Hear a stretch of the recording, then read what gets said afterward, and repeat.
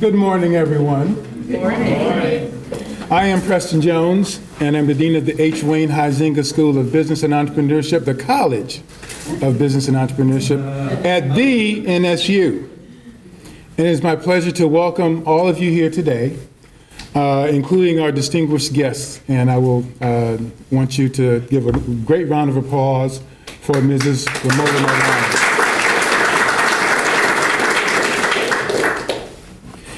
There are other distinguished guests here today that I'd like to recognize, and I'd like for them to stand. They're honored guests because they make learning happen here, and they embrace the NSU core values each and every day, especially student-centered and academic excellence. My faculty colleagues, would you please stand to be recognized?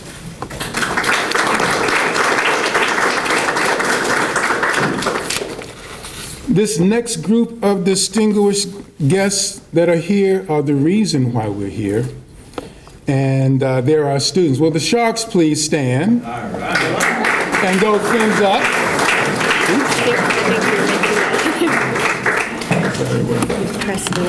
There we go. I'm killing things Okay, here. no problem.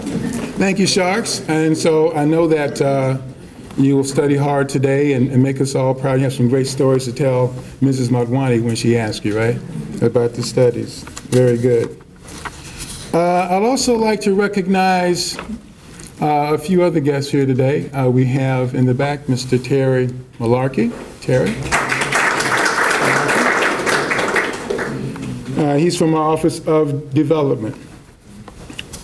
Before I bring Mrs. Motwani up, I'd like to show a short video so you learn a little bit more about her. So, oh, and by the way, please, if I may, Mr. James Donnelly. I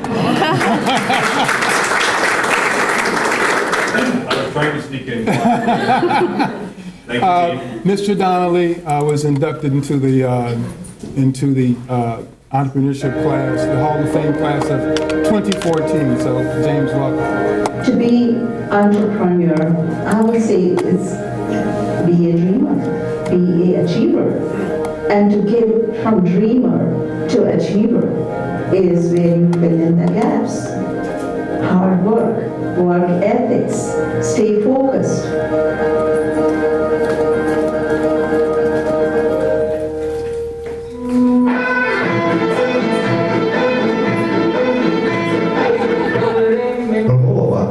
Has achieved many of her dreams, but it's been a hard-fought journey, one that began across the world.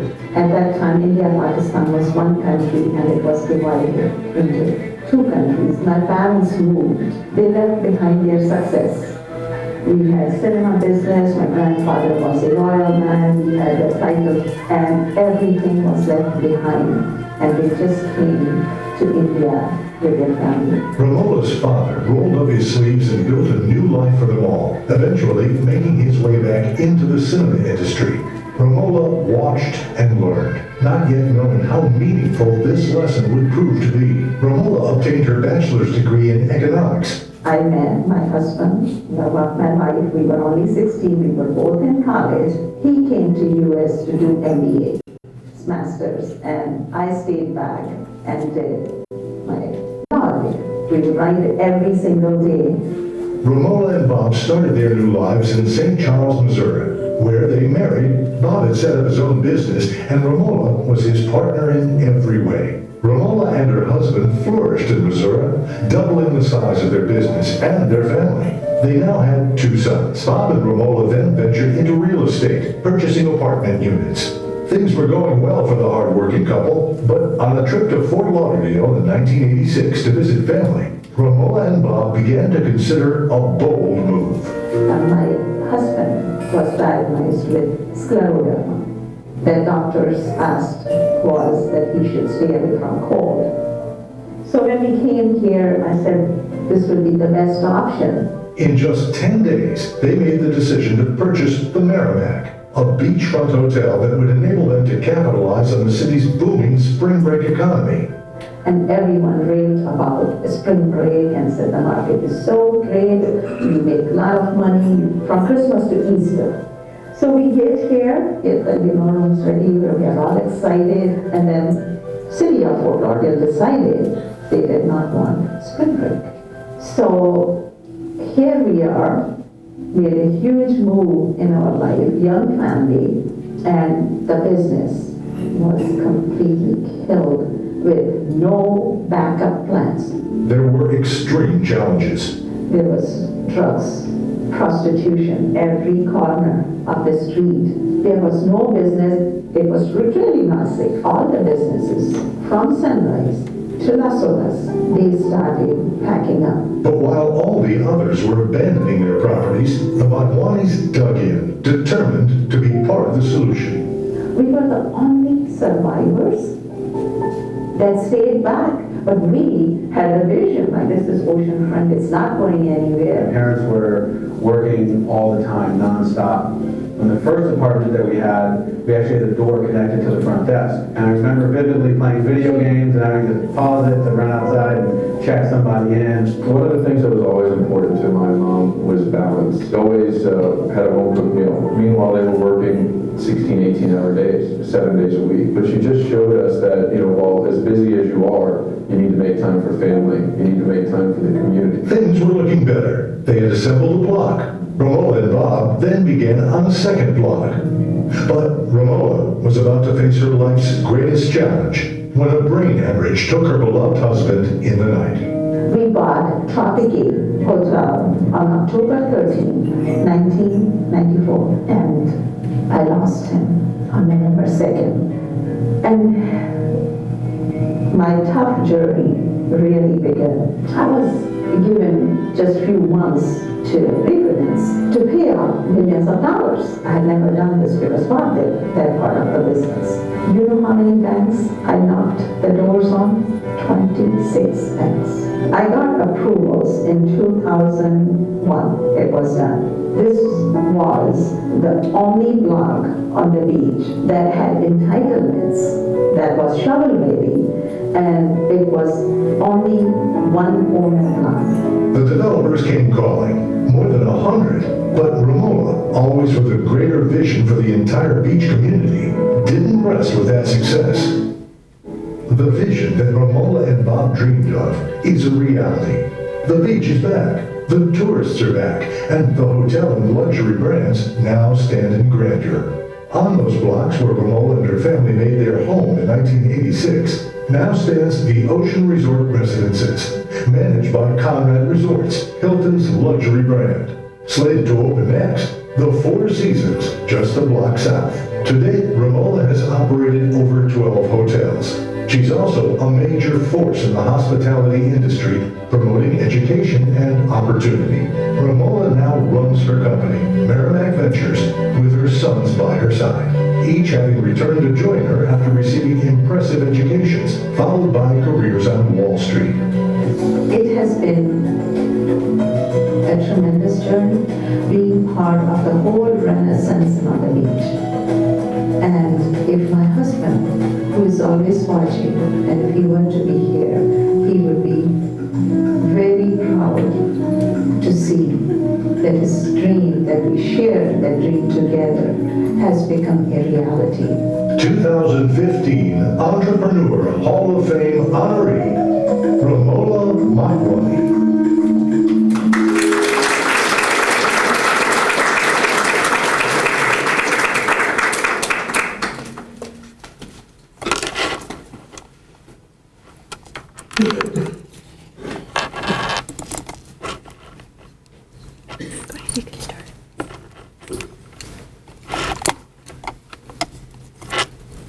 Here you go.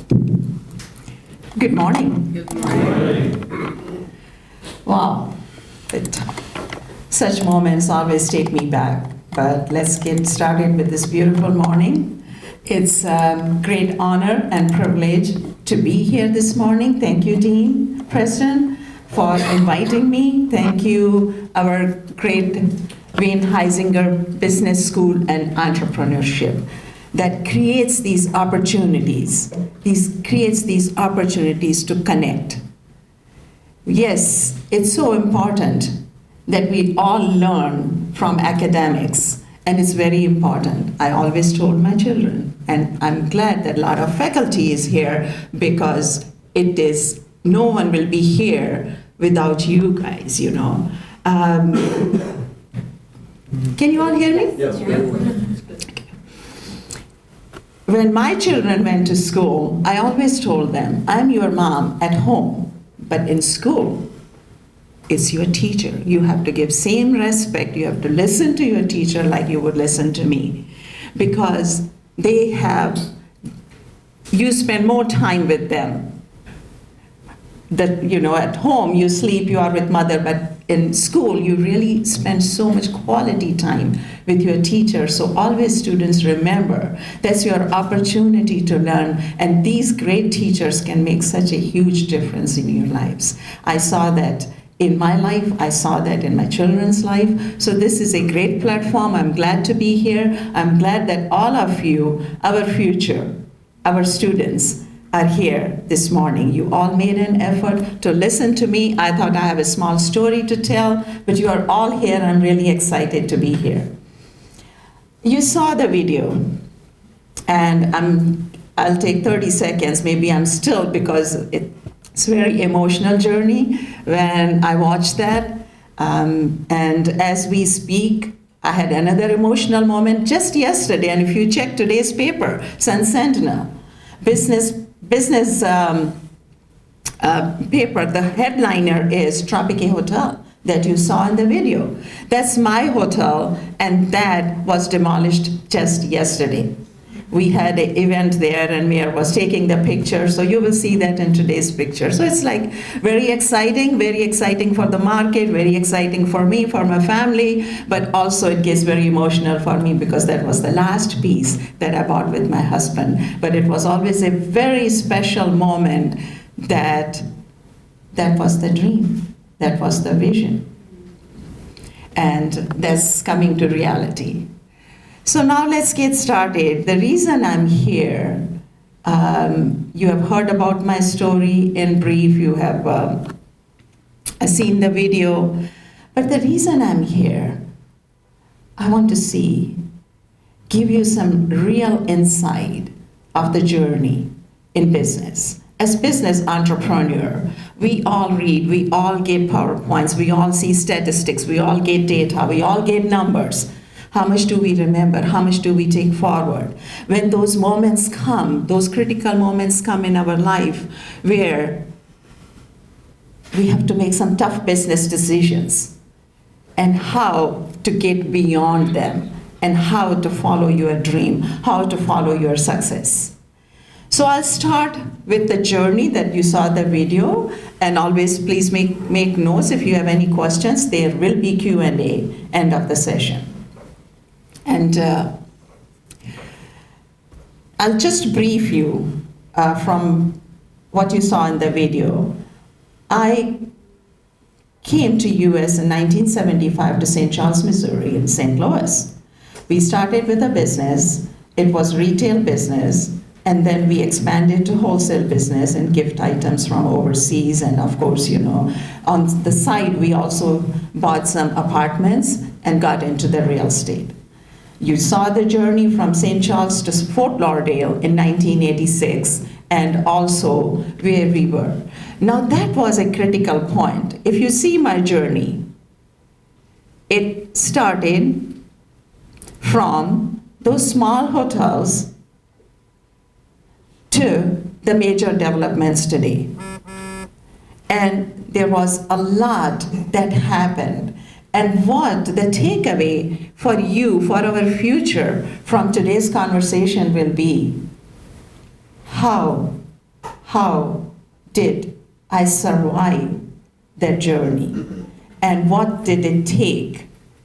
Yes, it took a lot of, number one, you have to have a passion for what you do. You have to believe in yourself. Don't question yourself, believe in yourself. All the answers are within us. All the strength is within us. So we need to stop and say, yes, I can do it. That's number one. Dean asked me earlier, how is it that I keep smiling all the time? It makes a big difference. It's the same way. You see the half full glass or you see it half empty. I'd rather see it half full.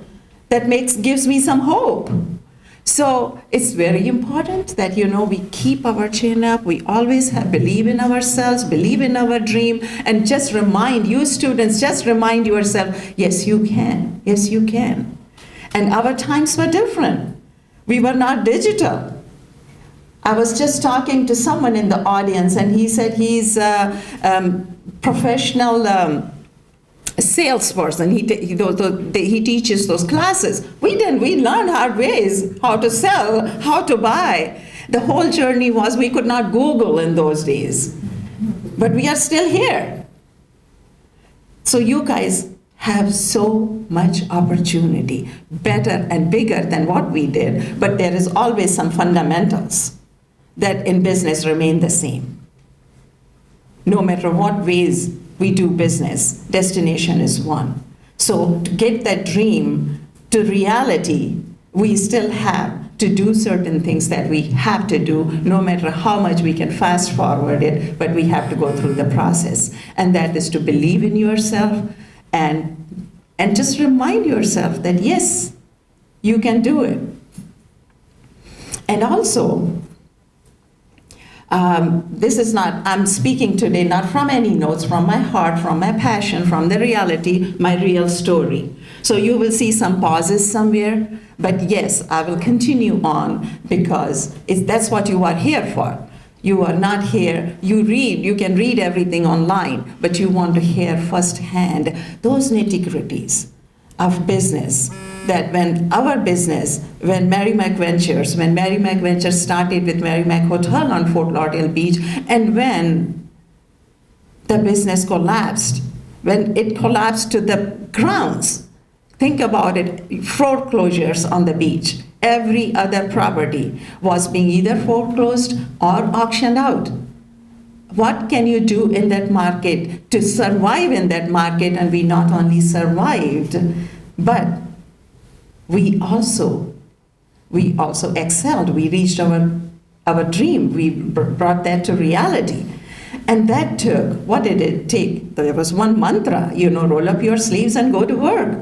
There are two things that you can do to stay in business when the down cycle comes.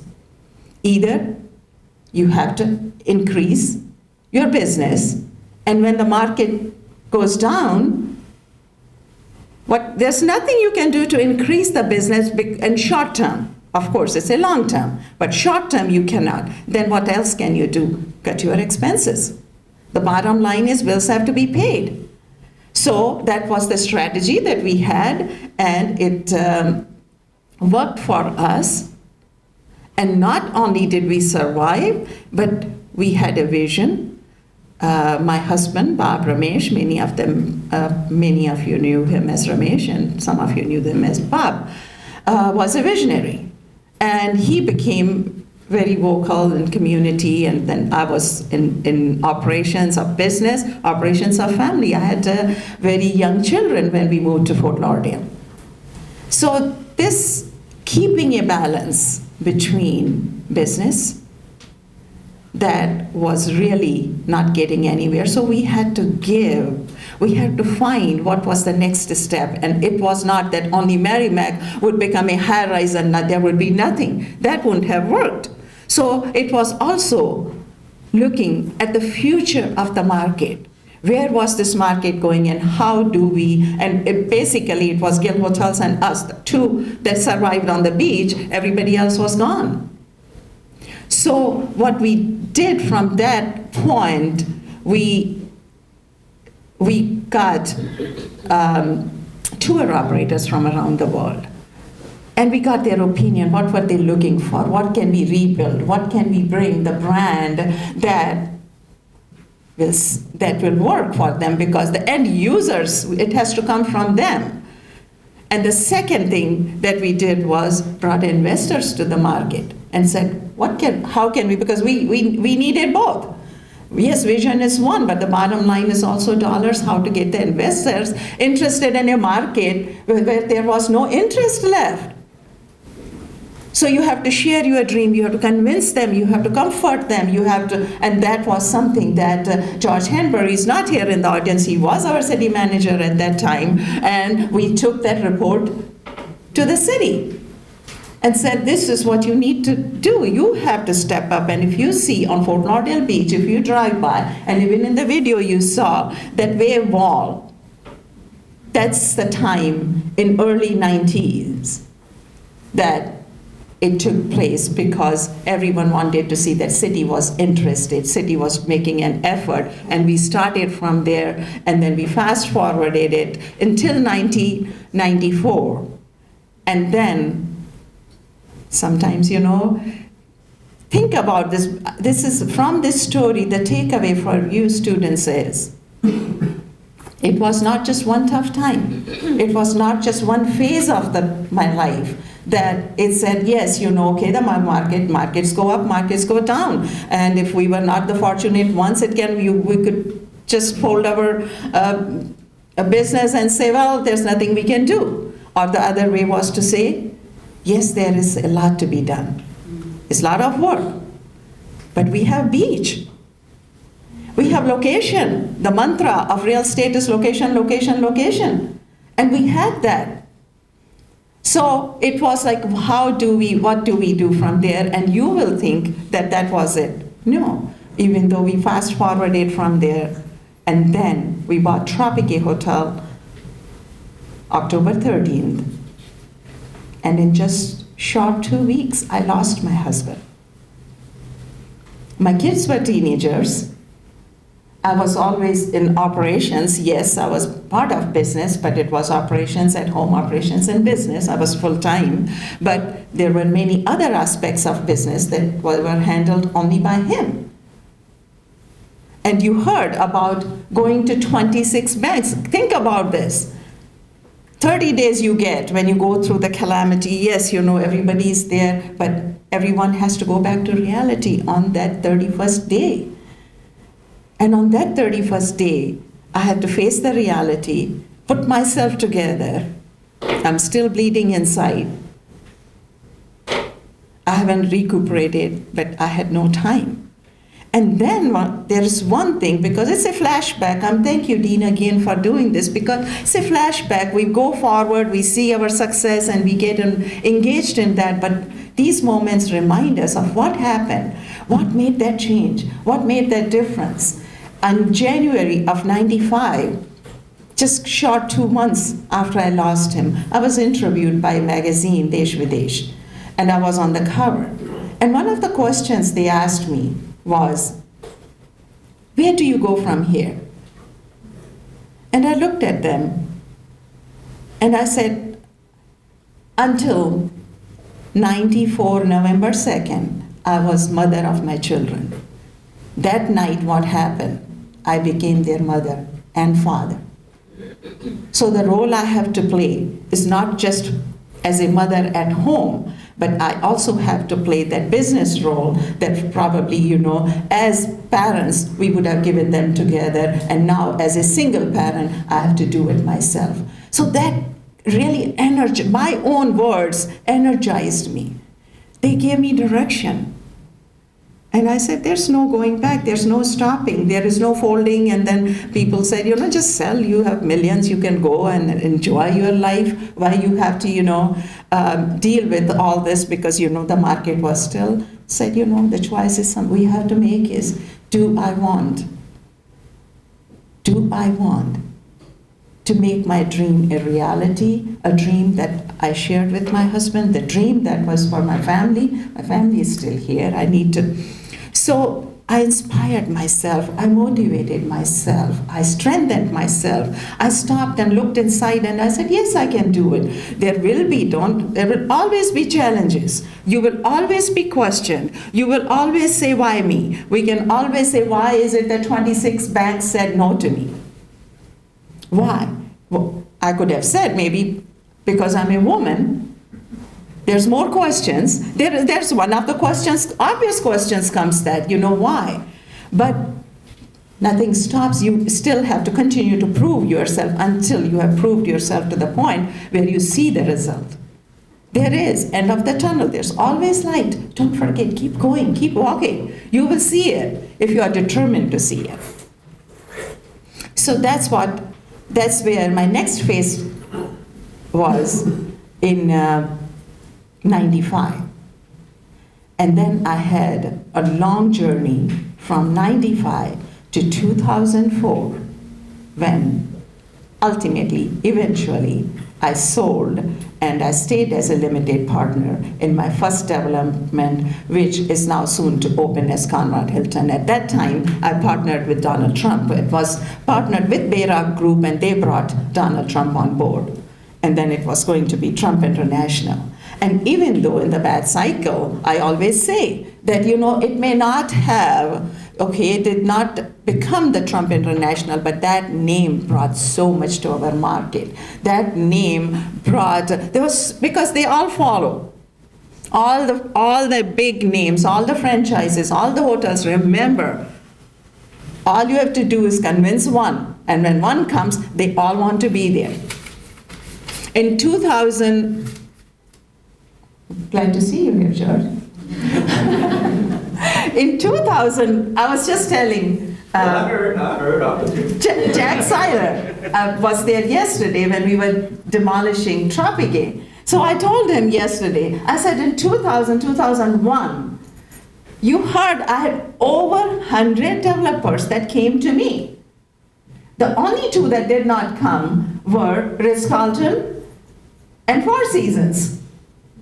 Sometimes it takes patience, it takes perseverance. So Ritz-Carlton, when I brought them, they said, well, your market is not ready. I said, don't I know that?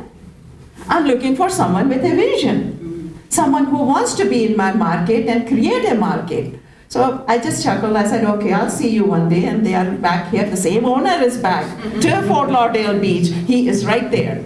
And now it's the Four Seasons that is just about to break grounds.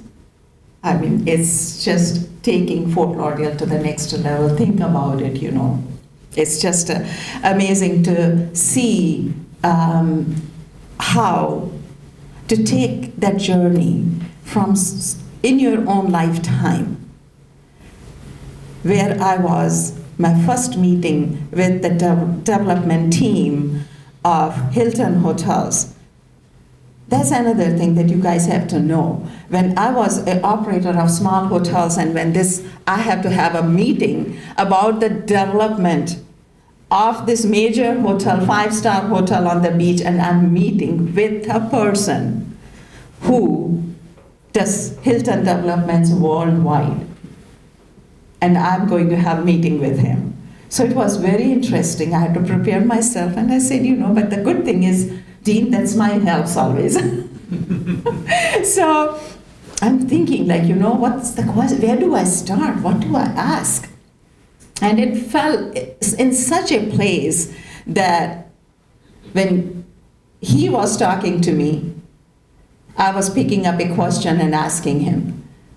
And then recently I saw him. He's now in Abu Dhabi doing something else. And when I saw him recently, I reminded him that first meeting that we had.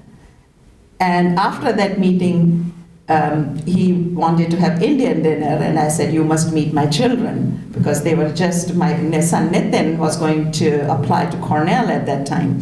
So I said, it'll be interesting, why don't we sit down? And we did that. And I reminded him, I said, that was one meeting. And he said, Ramola, no one could have guessed that you don't know anything about development.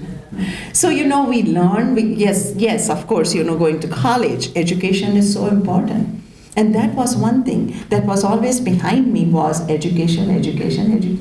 I did my BA, Bachelor in Economics, and also I did law degree from, Then I went to Missouri. I did go to do Masters in Economics, but then I had family expansion and all, but I did experience that education even here in US.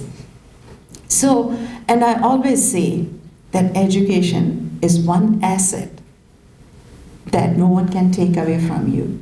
Upcycle, downcycle, it is with you. It is with you. You have money in the bank that can be gone, but education will always. So make sure that you do masters, educate yourself as much as you can, because when those downturns come, those down cycles, nothing worried me. I always reminded myself, there's no matter what, we will be able to provide good life to our children because we are educated, we are qualified. So it's very important that you do that.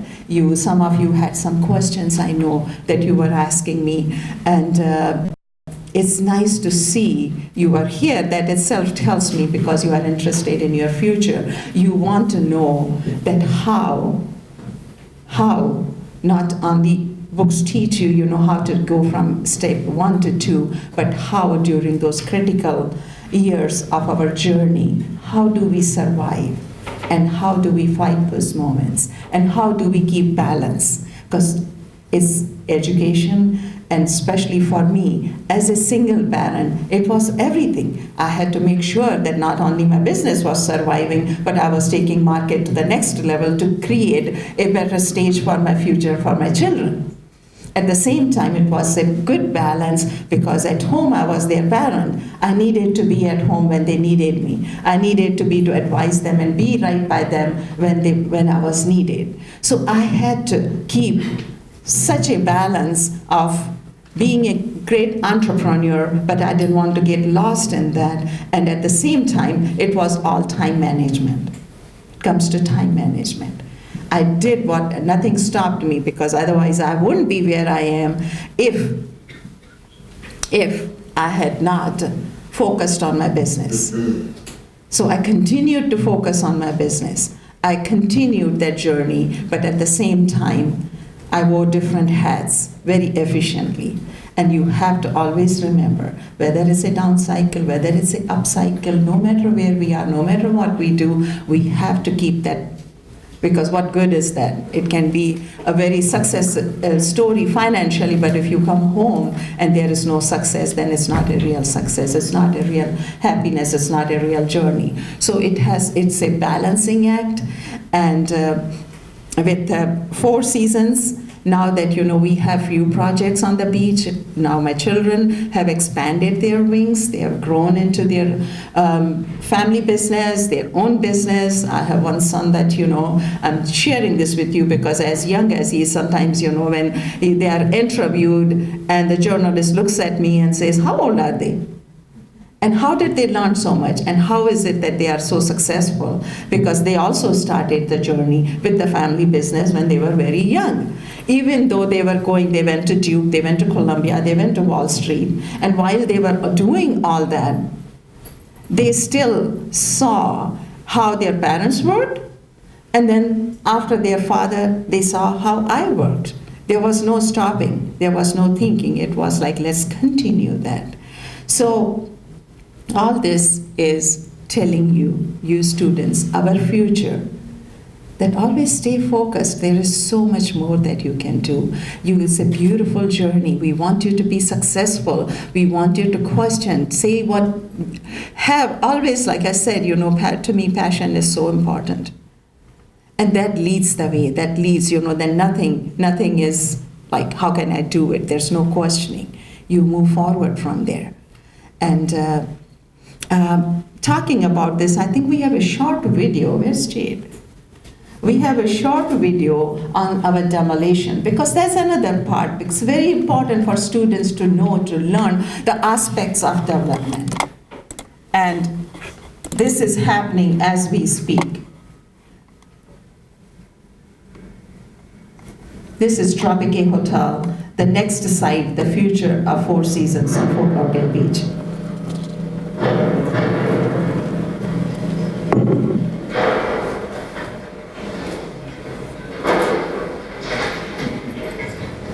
They do amazing job.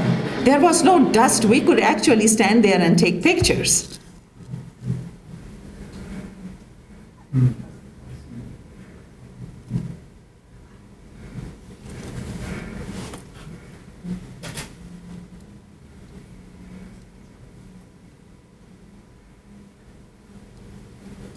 We had 5 buildings on the block. This is the 4th one. There's one more to go.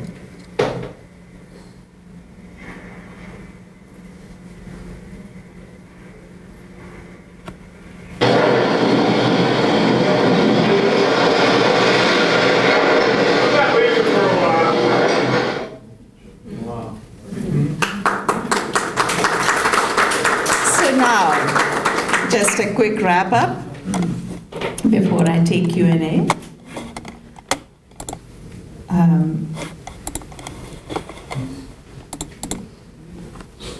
You're done with this, right? Okay, thank you. So as we speak, now of course you will be hearing more about Four Seasons, and then we have a Gale Boutique Hotel. It's a new brand, and we are saving the parcel. It's a historic site, so half of it will be residences. The historic site will be saved, and then we have Paramount, which is luxury residences. It's going to be ultra luxury. It was approved for 250 rooms, but we are doing only 95 units to make it ultra, with higher ceilings. It's a beautiful project, and it will be the only exclusive project because it's all residences, and it's a great addition to our beach. We need hotels. We need more luxury hotels, but we need residences. More and more people want to move there.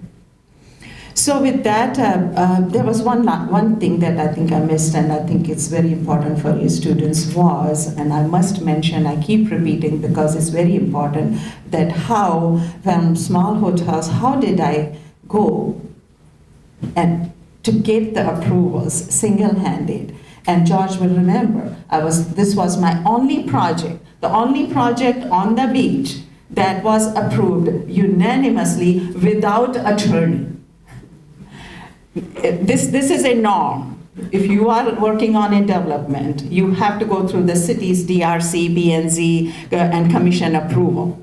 And when you of course, you have to work with architects. They design, and you have to give the shell what you are going to build to get approvals for.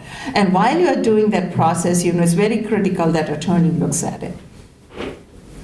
And then at that time, as I was learning, I said, I just went to the city. I said, do I need attorney? And they said, I think we know you all. You can do, just follow the rules. I followed the rules for sure. I did what was in the books, what I was asked to do. And it was really a great feeling to see that I got a unanimous approval. So whatever you do, if you follow the norm, if you follow the rules, if you do it right, if you are a community member, we have to care about our community. I want to make sure what I build, how it affects my neighbors, what is best I can do under my circumstances to make it better for them. And every time we have done it, neighbors are never bad. We are all good people. We just have to learn to work together and be community partners, be there and tell and educate and do your best to make them comfortable. And you will really, those huddles, those millions that you will spend on attorneys, you can save and still do what you want to do it right. That's very important. So it was like, there were a lot of challenges, but I tell you, it was community that has always been part, I still serve on Robert Workshop, Florida Restaurant Lodging Association, Beach Council, and the list on some of our Indian global organizations, global foundations, many other foundations here, but as a trustee to the temple, so the list goes on, and we have to be part of our community, and whatever we build, whatever we dream, it has to be all inclusive. It has to be, yes, what is good for us, but if we make it not just what is good for me, but what is good for us, it is a very pleasant journey from one destination to the other, and success will undoubtedly be yours. It will come to you. You just have to believe in yourself. You will make that journey. And I think with that, I'm ready for some questions.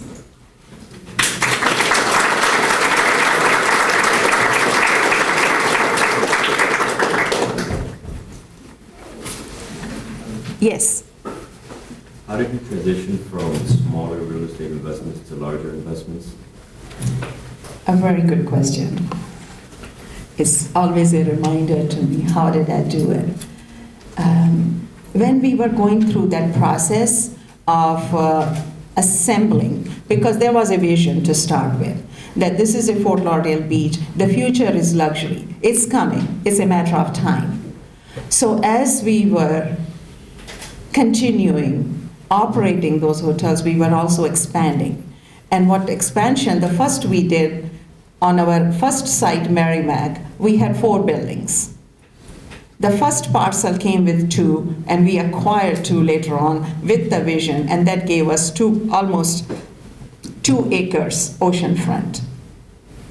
So it was with our vision, it was the market vision that we created by bringing investors, developers, and the end users to the table to see what is it that we want to build and what is it the end user can use. So from that, we mapped out, there was a plan, then of course city did its own planning, and of course, there were studies done and everything was done, but it was very important for business community to step in, to step up, and bring that vision to the table, because end of the day, approvals came from the city, but it had to be delivered by the business community. So that was one that in 2004, it was a long journey. And while that was happening, because why is it that over 100 developers came only to me when there were so many other blocks on the beach? The reason was because my block was the only block with approvals. My block was the only block. It was a single owner. So everyone that came was also time sensitive. That if we go to the other block, it's 5 owners on the block, then we have to deal with that. Then after we assemble that, then we have to figure out getting approvals for that, what we can build, sometimes zoning changes. We all know that development, it's not what is it today. It can change too over a course of time. So those are the developers' questions always, that what is it that we have to be sensitive, and that we have to be sensitive about time. So that's where I started, if that answers your question. Yes? When you bought the property and you were looking forward to the spring break crowd, and then there wasn't any spring break crowd, you still had a mortgage payment with no customers, and everyone around you is losing their property. How did you make your payments? That was a tough time. Thank you for reminding me.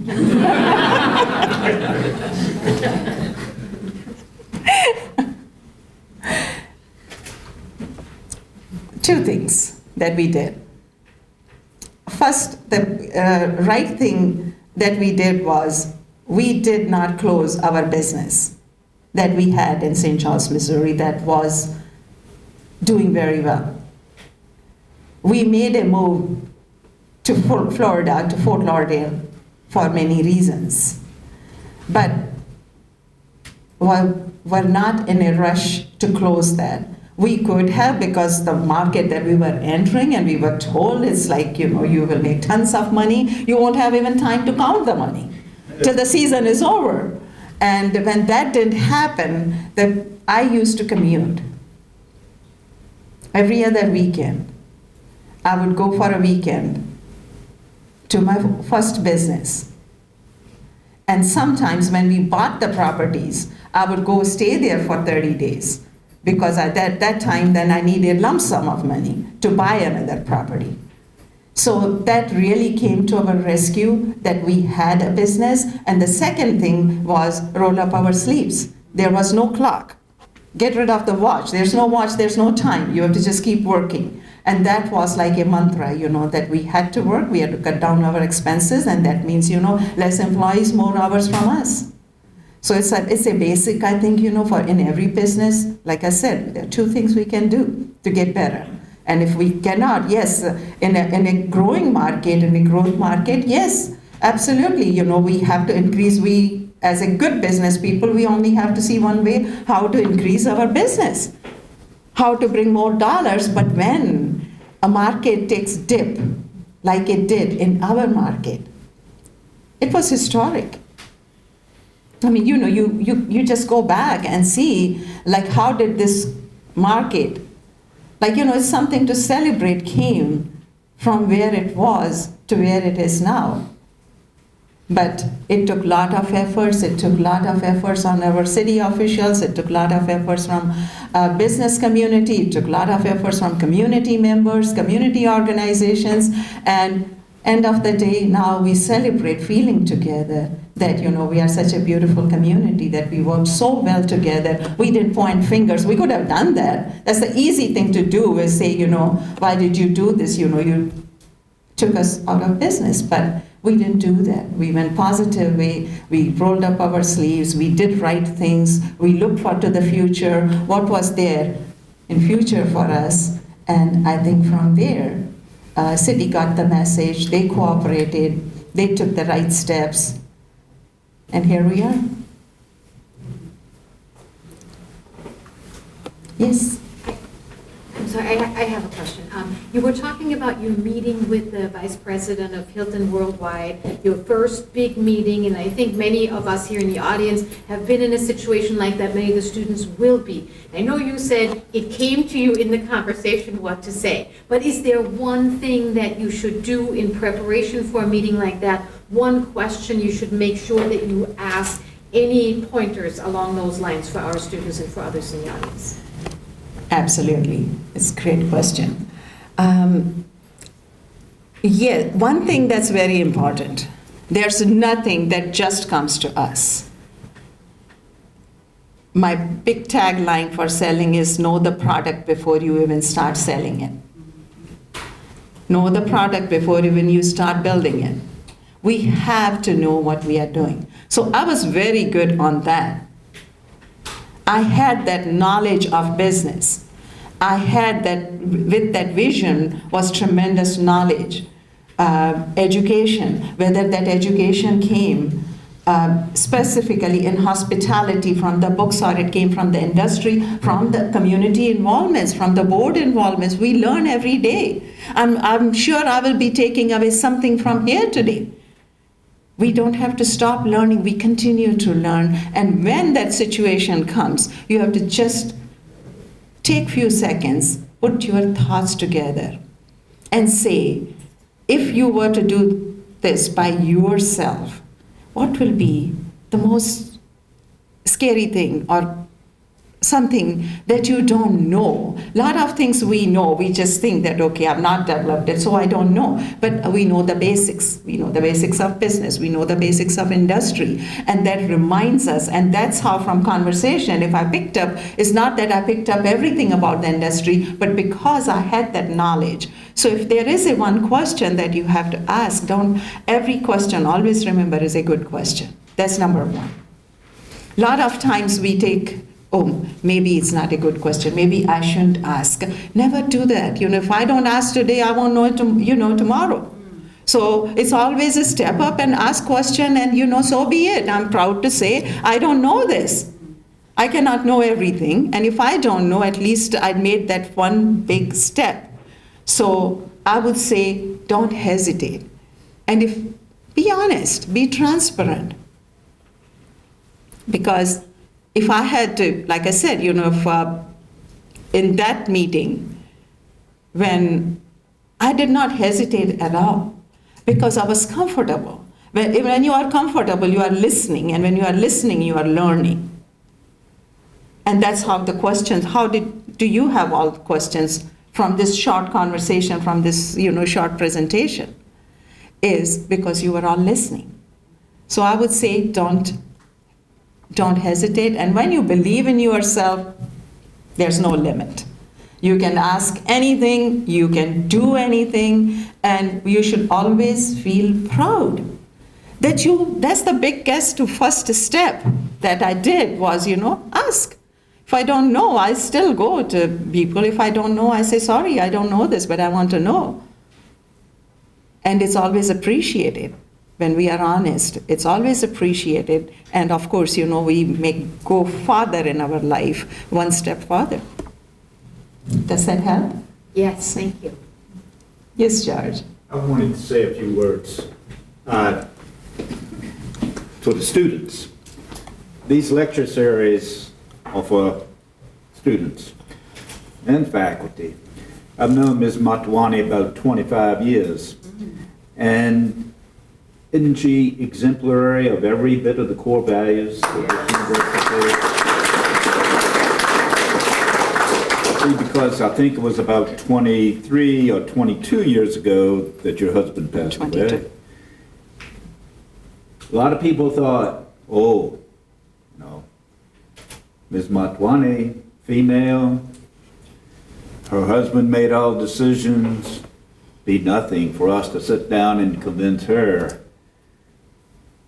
what she doesn't know and take advantage. Well, you've seen what knowledge, lifelong learning, standing up for what you believed in, entrepreneurship, taking risks, but only taking risks based upon the knowledge you've learned from education and practical experience. Ms. Motwani has been more than a successful CEO, and probably, God rest his soul, done far more than what her husband may or may not have done, but who knows. But she's been a wonderful, wonderful executive and an entrepreneur, and probably, she hadn't said it, but more importantly, a wonderful teacher and professor to her two children, who are just as successful in their own fields because of the education. Now, this university is 70% female. The women of the world are going to be the leaders of tomorrow, young men who are here. It's up to you and you to do what Ms. Motwani said. Her knowledge of economics enabled her to sit down at the table and basic business practices and principles, but also with a vision of what she saw. Because if you've got the vision, you're only going to have the patience to see that vision come to effect. So what Ms. Motwani said today was about 20 different teaching experiences for all of you as students, and I want to thank you for coming today and sharing your thoughts and ideas. Let's give her.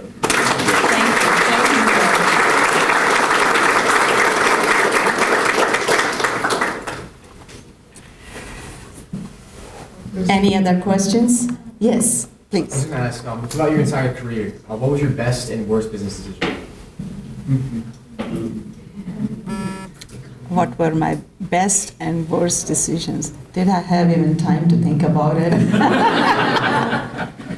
Or pick one. What was your worst?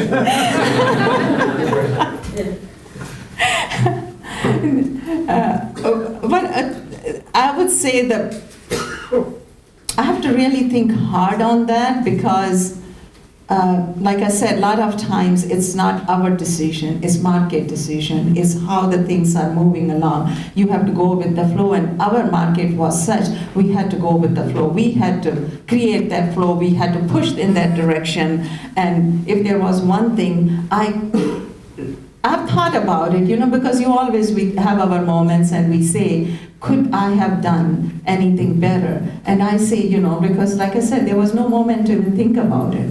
It was just something that, okay, if this didn't work, then I have to do this. If that didn't work, I have to, it was a non-stop moving along, working along thing. So it was nothing that I could think of that I can say, I wish I had not done this, because it was not just me involved in this process. It was a long drawn process where, we had to change the market conditions. So it was a whole economics. So you have to put those numbers together in your head. Marketing. You talk about every field of business. So you have to evaluate not just one way or one thinking. If I had done that, probably I would have been stuck in something singular. So because when market deteriorates, there are several factors. Nothing happens because of one factor. We always have to remember market crashes. It's not just one factor that did it. Many things went wrong. Yes, we always say that, okay, what is the best under our control, and then we make those corrections. So in a similar way, I'm not saying that, I did not make mistakes or I did not, it was something that I learned because I had too many hats to wear, because I was, like I said, 24/7. I had to take care of business. It was equally important, more important. My first priority were always my children. And I've always said that, because So when you prioritize those things, it was an ongoing thing without any breathing time, any thinking time. So there will be moments, it's a very good question to ask, and you all must ask yourself, how do we, because when you have moments, you have time. But in my journey of life, at least in this success story, there was just, I always say, when people say, what was your hobbies? I said, work, work, and work. But when we enjoy something, when you accomplish something, it gives you better joy, more joy than anything else. And that's where you want to be. So being with the family is spending those special moments. That's a joy in itself. So did I want to compromise on that and go play golf? No. I was capable, I'm still, of doing many things. There are a lot of things that I'm doing now that I never had opportunity to do before. But if I look back, I wouldn't have done anything different. I'm very happy, very proud that I was able to give time, not just to my business, but to my family and to my community. And they were all important to me. Thank you. Any other questions? Yes. What made you decide to develop your vision with the companies that you chose? Because I recall you saying that a lot of companies reached out to you after Donald Trump did. So what was the difference between choosing the companies you did and not choosing? Great question. Again, decisions are based on what choices are there. And then when we get our choices, we always start thinking, what else can we do? There were all good choices, and end of the day, it's always a business decision. The numbers have to work, and that model has to fit in the site that you have, in the plans that you have, and the end is you want to run a business, you want to run a successful business, and successful business is profitable business. So the numbers matter. One thing I think is maybe because of my passion for my city, for my beach, it was always thinking at those levels, like, where can this go? And we already had a lot of interest from many major hotels that wanted to come to the market, but it's always curiosity, anxiety, like why is it that a couple of these flags have not come to me? I want to find out a reason. That's how I educated myself in many ways. Not only I wanted them to come in the market, but I also wanted to know what is it that because that was part of the vision, was not just to develop one building or two buildings. And we are still working on it, how to create infrastructure around those.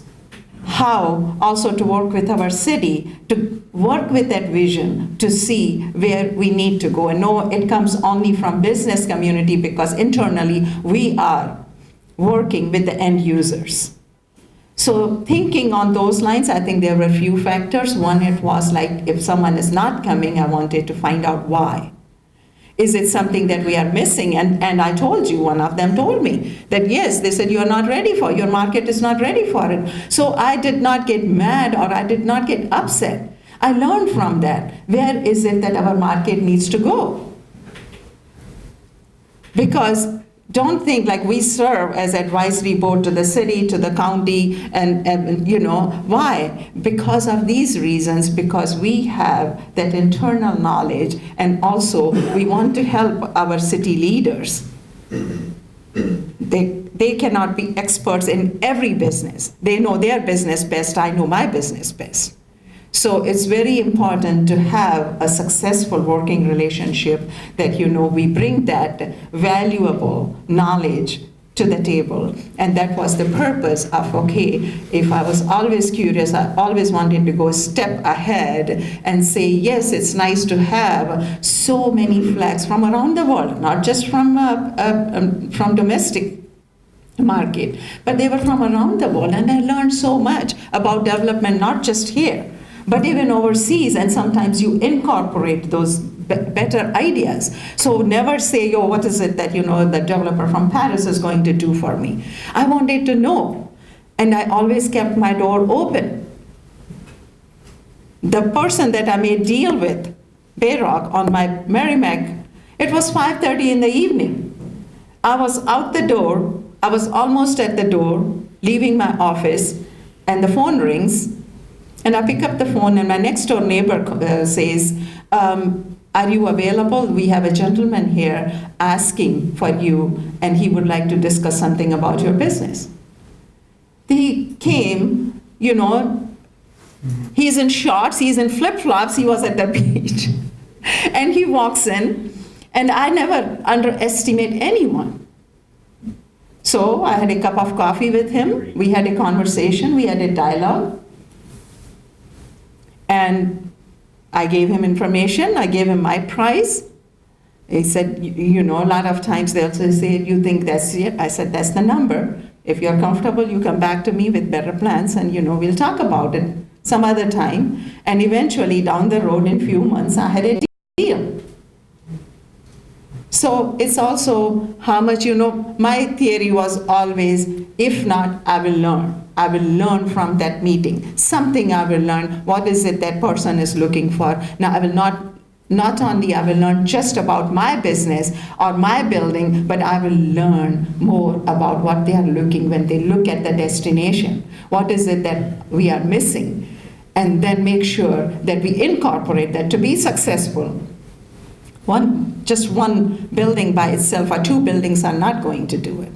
It's the whole market. So we have to reshape, we have to give that a direction. At the same time, infrastructure, we cannot build just concrete. It's very important. We have landscaping, we have beautiful, lush landscaping, we have, roadways, we have, there are so many factors, transportation, and the list goes on, and we pay attention. And we have, some of our community leaders are here. It's nice to see them who are involved. James, nice to see you here. And thanks for coming. And it's important because we all work together in making a difference. Anything else? Yes. Yes. Perhaps a question from a female point of view. First of all, kudos to you for your accomplishments and accolades. Thank you. My question to you is, as a businesswoman, as a wife, and as a mother, what do you feel might have been one of your biggest challenges, or I don't want to say regrets, but from a personal angle, what do you feel is something that might have been a compromise or you had to give up in order to gain? Yes. As a woman, when I went to the banks, I felt that way, and I expressed that it was a challenge for me. It was something that pops up in my conversation, it must have been that challenging because it was not a good time for me. I was putting myself together. I was heartbroken. My kids were teenagers. And if I lost that, I lost everything. So even though I knew, but the good thing was I did not get stuck in that. I did not say because I'm a woman, I did not fight that. I did not say, I still kept my chin up. I still kept smiling. I still kept moving. I still kept going. But from every meeting I learned, because my husband did this. So, maybe I was not presenting it appropriately. I was too simple and putting the numbers here and there wherever they were. Maybe I had to put them in the right format. I learned from all those meetings. So gradually I educated myself from even those meetings. Because I was determined that I have to succeed, I have no choice. I have no other choice. That was the only choice I had. So I think, but at the same time, with all my respect to all the men, there were a lot of great friends that stepped up over and above and beyond to be there. And I cannot forget them. They were part of my success. So there are certain things, some stigmas that come in the community, or, one of the friends, when they were at the Hall of Fame induction event, and they came to me and they said, oh, sold my bank, but I'll be buying another one. I want you to be on the board. That's a big step in the right direction. We want to bring positiveness. There's nothing, it's not that women cannot do it. It's not that you don't blame, because we also need to step up and come forward. It's all about business. So personally, I think that was one thing that always sticks to my mind, but it doesn't, I never have, why, I never questioned that, because then I remind myself of all those good people, good men that were there on my left, on my right, to help me, and they truly helped me in many ways. Thank you, George. Dr. Jones, can I ask a quick question? I am one of those crazy economics professor and finance guys, and you have a bachelor's, you said you did some wonderful training in economics. Can you tell my wonderful students how important that degree was for you? I will say this 100 times. There are certain things, when we take subjects and we say, okay, we'll do this, we don't know what we will do, but there are certain subjects, and economics is one of them, and I'm not saying because he has asked me to say that, but it is so true. And even my sons, they are very successful, and even though when they went to Duke, whether they had public policies, they had many others, but economics was, because that's the key engine.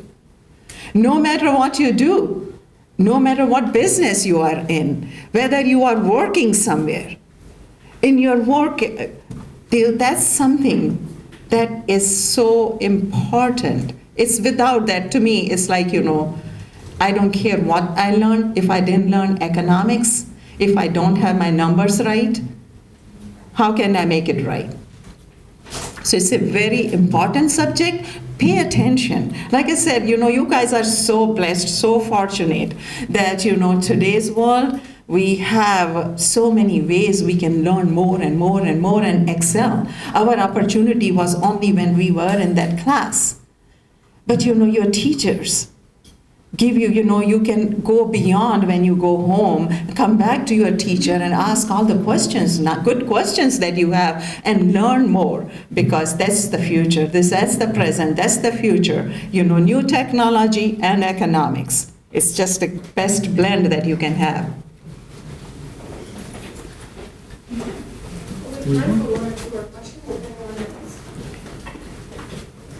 Any more? Thank you very much. I will be around. If you have any further questions, I'll be around for a while. Thank you so much, and thank you all for being here.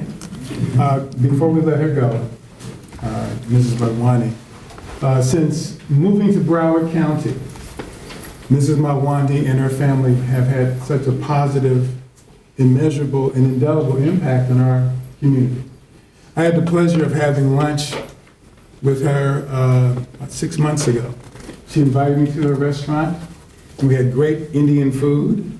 I tried to pay for it, President Hamburg, but she would let me do that. But she presented me with a copy of a book. Oops.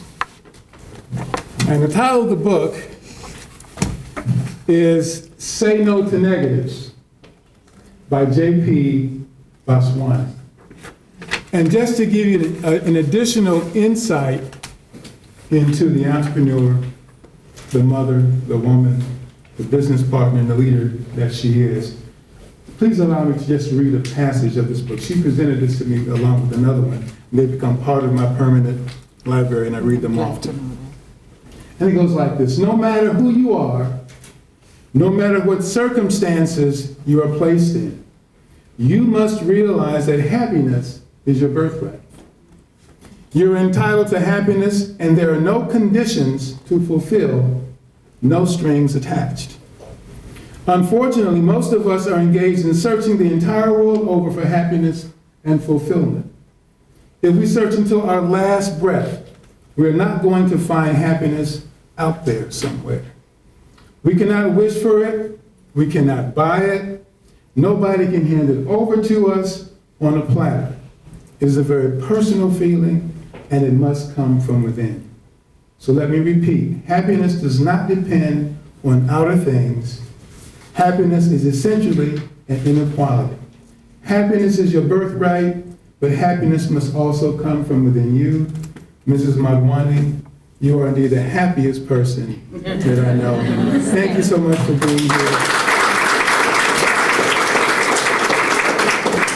Would Vice President Hamburger to come up and join us in this presentation, please? I didn't know I was going to get it right too. Another diploma. Jay, do you want to take a picture or? Oh, there, Mike's there, okay, good. You need to get Karen's coming.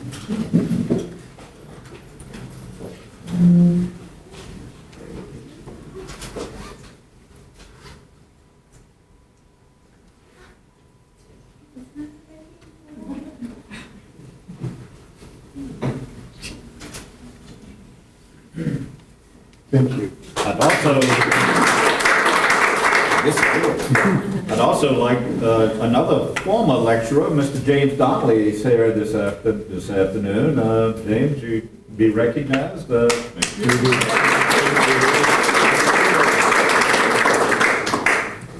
thank you. That concludes our lecture, and please spend some time to get to know Mrs. Mulroney. Thank you all for being here. Thank you.